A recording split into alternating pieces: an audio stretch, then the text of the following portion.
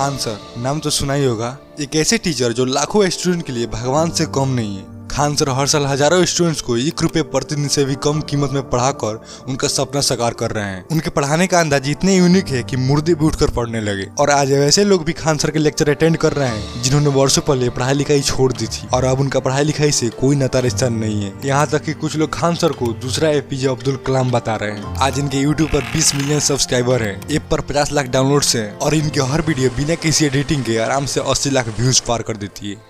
पर एक मिनट, हम सभी को खान सर की सक्सेस तो दिखाई दे रही है कि इस बंदे के साथ ये हो रहा है वो हो रहा है और हम सोच रहे हैं कि खान सर कितना लकी हैं। पर आप में से मैक्सिमम को खान सर की जर्नी पता नहीं होगी कि कैसे एक लोअर मिडिल क्लास आदमी आज दुनिया का सबसे बड़ा एजुकेशनल चैनल चला रहा है। तो आइए शुरू करते हैं the journey of world's largest educator Khan sir की। खान सर का जन्म 10 दिसंबर 1993 को गोरखपुर यूपी में हुआ था। गूगल के अनुसार खान सर का पूरा नाम फैजल खान है, पर ऑफिशियली खान सर ने कभी भी अपना असली नाम नहीं बताया। एक लोअर मिडिल क्लास होने के नाते उनका बचपन काफी संघर्ष भरा रहा। पढ़ाई लिखाई के लिए कॉपी न मिलती तो घर के बगल वाली कॉलेज से फटे पुराने कागज इकट्ठा करते, उन्हें सील कर कॉपी तैयार करते और पढ़ते। खान सर 8वीं क्लास तक बड़े शरारती स्टूडेंट थे। उनका पढ़ाई में बिल्कुल मन नहीं लगता और 40 बच्चों की क्लास में 37वीं रैंक आती। उनके माता पिता हमेशा ये सोचकर परेशान रहते कि आखिर ये अपनी लाइफ में करेगा क्या। पर 9वीं क्लास आते आते खान सर में बदलाव दिखने लगे थे और अब वो क्लास में अच्छा स्कोर करने लगे।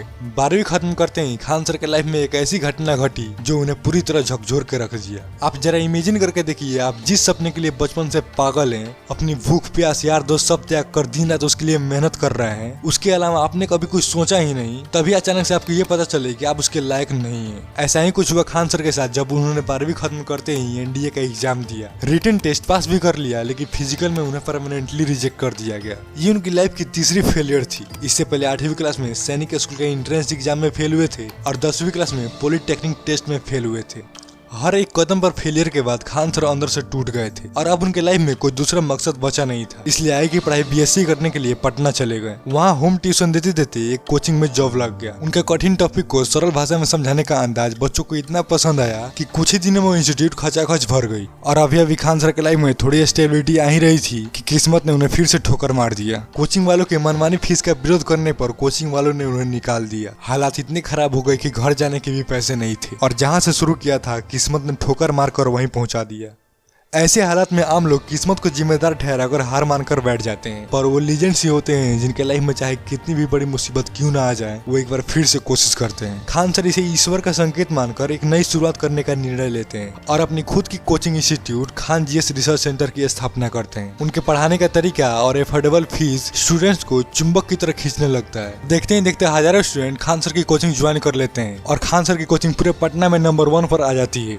पर खान सर की कामयाबी किसी को सुई की तरह चुभ रही थी और वो थे कोचिंग माफिया वाले। अब क्योंकि खान सर एफोर्डेबल प्राइस पर क्वालिटी एजुकेशन दे रहे थे तो बाकी सारे कोचिंग वालों की धंधा चौपट होने लगी थी। उन कोचिंग माफिया ने पहले तो खान सर को धमकाया और जब खान सर नहीं डरे तो खचाखच बच्चों से भरी क्लास में बम तक फेंकवाया गया। उन कोचिंग माफिया का मानना था कि बच्चे दहशत में आकर खान सर की कोचिंग छोड़ देंगे, पर हुआ इसका उल्टा।